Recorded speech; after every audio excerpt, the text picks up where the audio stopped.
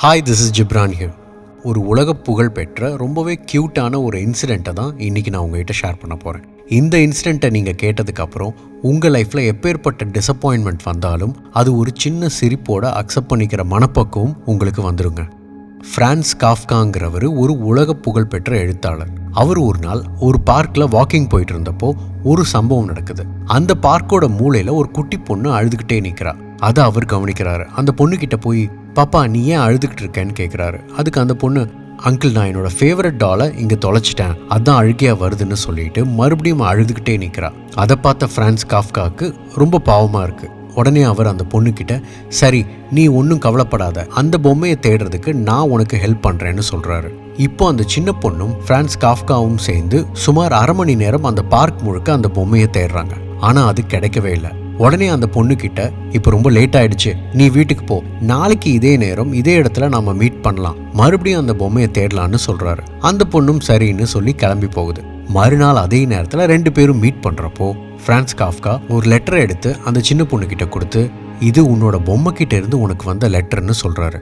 அந்த லெட்டர்ல, நான் தான் உன் பொம்மை பேசுறேன், எனக்கு ஒரே இடத்துல இருந்து போர் அடிச்சதுனால இந்த உலகத்தை சுத்தி பார்க்கறதுக்காகத்தான் உன்னை விட்டு கிளம்பி போயிருக்கேன், என்னோட வேர்ல்ட் டூர் முடிச்சுட்டு சீக்கிரமே உன்னை தேடி வருவேன்னு எழுதியிருக்கு.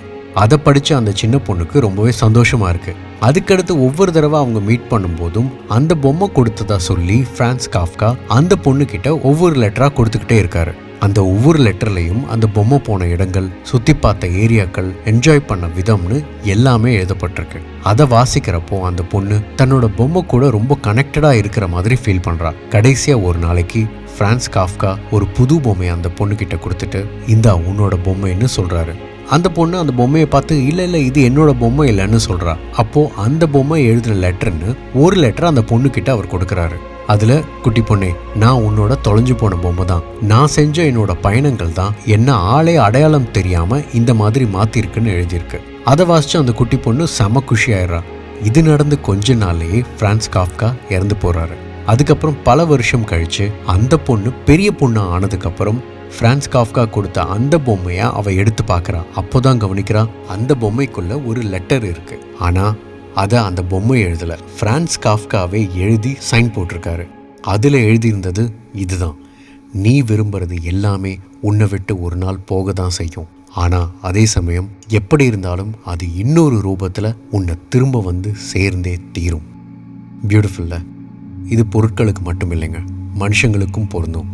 சிலர் சொல்லி கேட்டிருப்பீங்க, எங்கள் அம்மா எனக்கு சின்ன வயசாக இருக்கிறப்போ இறந்துட்டாங்க, ஆனால் அப்போது அவங்க காட்டின அதே அன்பையும் அக்கறையும் என்னோட லவ்வர்கிட்ட நான் உணர்ந்தேன், அதனால செகண்ட் தாட்டே இல்லாமல் உடனடியாக ப்ரப்போஸ் பண்ணி கல்யாணமும் பண்ணிக்கிட்டேன்னு.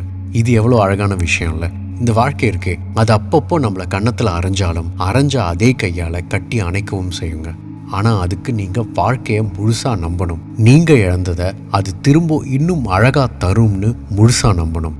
வாழ்க்கைங்கிற இந்த கடலுக்கான நங்கூரம் அந்த நம்பிக்கை மட்டும்தாங்க. உன் வாழ்க்கை உன் கையில்.